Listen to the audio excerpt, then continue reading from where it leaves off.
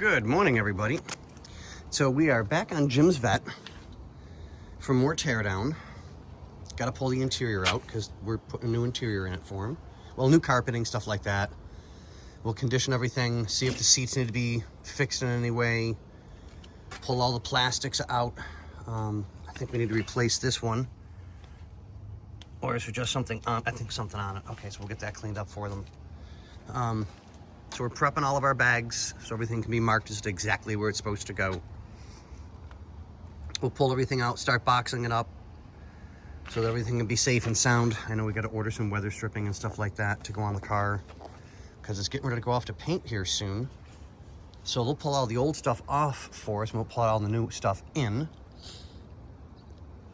But yeah, kind of short, sweet this morning so I can get my butt to work. Hey guys, but I guess we'll see you guys on the next one. Good morning, dude and dudettes.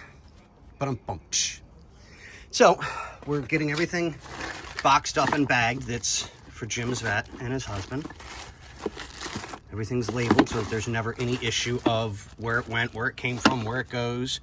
Rear speaker covers, plus speakers, driver's side sill plate. I mean, this way everything is absolutely labeled. I've got the speakers in those totes right there, so they're going to be safe. The stereo is underneath over here because they want to put that into another vehicle because it's a great stereo system. Plastics are going in. Plastics are there as well. And we're trying to figure out a way to get the glass open without power, because I need to get this piece off. But to do that, I've got to pop this here. And, let's see if we can get a little better focus on it. Come on. Right there as well.